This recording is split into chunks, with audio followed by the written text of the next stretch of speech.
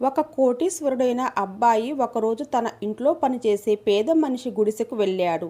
అక్కడ అతను చూసిన దృశ్యం అతని జీవితాన్నే పూర్తిగా మార్చేసింది. స్నేహితుల్లారా, ఇది ముంబై నగరంలో జరిగిన ఒక భావోద్వేగభరితమైన కథ. ముంబైలోని అత్యంత ఖరీదైన ప్రాంతమైన మలబార్ హిల్లో కృష్ణా ప్యాలెస్ అనే ఒక విలాసవంతమైన బంగళా ఉండేది. ఆ ఇంట్లో పెరిగిన ఆర్యన్ అనే యువకుడికి డబ్బు, సౌకర్యాలు, విలాసాలు అన్నీ ఉన్నాయి. ఖరీదైన కార్లు, విదేశీ చదువులు, పార్టీలు, ఏది కావాలన్నా క్షణాల్లో అతని ముందుండేది. కానీ అంత ఆడంబరాల మధ్య కూడా అతని మనసులో మాత్రం ఒక తెలియని ఖాళీ ఉండేది. ఆ ఇంట్లో పనిచేసే వారిలో గౌరీ అనే ఒక పేద అమ్మాయి ఉండేది. ఆమె చాలా నిశ్శబ్దంగా ఉండేది. ఎప్పుడూ తలదించుకొని తన పని చేసుకునేది. ఉదయం అందరికంటే ముందే లేచి ఇల్లు శుభ్రం చేయడం, పాత్రలు తోమడం, బట్టలు ఉతకడం ఇవన్నీ పూర్తి చేసి సాయంత్రానికి వెళ్ళిపోయేది.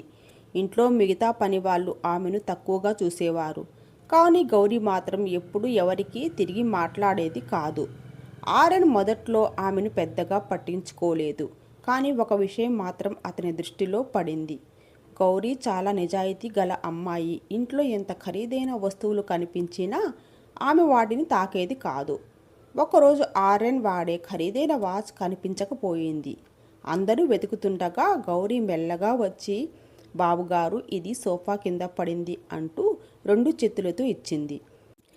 ఆ రోజు మొదటిసారి ఆర్యన్ ఆమెను వింతగా చూశాడు. కొన్ని రోజులు గడిచాక అకస్మాత్తుగా గౌరీ పనికి రావడం మానేసింది. మొదట ఎవరూ పట్టించుకోలేదు. కానీ 3 రోజులు గడిచినా రాకపోవడంతో ఇంట్లో అందరూ ఆమె గురించి తప్పుగా మాట్లాడడం మొదలుపెట్టారు. అయితే ఆర్యన్ మాత్రం ఎందుకో అసహజంగా ఫీల్ అయ్యాడు. ఎప్పుడు సెలవు కూడా తీసుకుని అమ్మాయి ఇలా ఎందుకు మాయమైందని అతనికి సందేహం వచ్చింది. తర్వాత రోజు అతను స్వయంగా ధారావి మురికివాడకు వెళ్ళాడు. అక్కడ ఇరుకైన వీధులు, మురికి నీరు, పాడైపోయిన గుడిసెలు చూసి షాక్ అయ్యాడు. చివరికి ఒక చిన్న పాడుపడిన గుడిసె ముందు ఆగాడు. లోపల నుంచి దగ్గు శబ్దం వినిపిస్తుంది. ఆర్యన్ నెమ్మదిగా లోపలికి వెళ్ళాడు. అక్కడ కనిపించిన దృశ్యం చూసి అతని గుండె కరిగిపోయింది. నేల మీద పాత పరుపుపై గౌరీ తల్లి అస్థిపంజరంలా పడి ఉంది. పక్కనే ఆకలితో చిన్న తమ్ముడు కూర్చున్నాడు. ఇంట్లో తినటానికి గింజ కూడా లేదు. ఆ ముసలి ఆవిడ నీళ్లు అడుగుతుండగా ఆర్యన్ వణికిపోయాడు. వెంటనే నీళ్లు ఇచ్చాడు. అప్పుడే గౌరీ బయట నుంచి లోపలికి వచ్చింది. చేతిలో చిన్న మందుల కవర్ ఉంది. ఎదురుగా ఆర్యన్ కనిపించగానే ఆమె ఆశ్చర్యపోయింది. పరిస్థితి చూసి ఆర్యన్ ఏం మాట్లాడాలో అర్థం కాలేదు. కొద్దిసేపటి తర్వాత చిన్నపిల్లడు అక్క ఆకలిగా ఉంది అని మెల్లగా చెప్పాడు. ఆ మాట ఆర్యన్ హృదయాన్ని తాకింది. వెంటనే బయటకు వెళ్ళి బియ్యం, పాలు, మందులు, పండ్లు, సరుకులు అన్నీ కొనుక్కొని వచ్చాడు. గౌరీ మొదట సరుకులు తీసుకోలేదు. కానీ తల్లి తీసుకోమ్మా, పిల్లాడు ఆకలితో ఉన్నాడు అనడంతో కన్నీళ్లు పెట్టుకుంది. ఆ రోజు మొదటిసారిగా ఆ గుడిసెలో వంట వాసన వచ్చింది. తల్లి, తమ్ముడు తింటుండగా ఆర్యన్ గుమ్మం దగ్గర నిలబడి చూస్తూ ఉండిపోయాడు. వాళ్ళు తినకుండా నా కడుపు ఎలా నిండుతుంది అని గౌరీ చెప్పిన మాట అతని మనసులో బలంగా మిగిలిపోయింది. ఆ రోజు తర్వాత ఆర్యన్ జీవితమే మారిపోయింది. రోజు ఆ కుటుంబం దగ్గరకు వెళ్ళడం మొదలుపెట్టాడు. మందులు తెచ్చేవాడు, తమ్ముడికి చదువు చెప్పేవాడు, తల్లి ఆరోగ్యాన్ని చూసుకునేవాడు. గౌరీ కూడా అతనిని కేవలం యజమానిలా కాకుండా మంచి మనిషిలా చూడటం ప్రారంభించింది.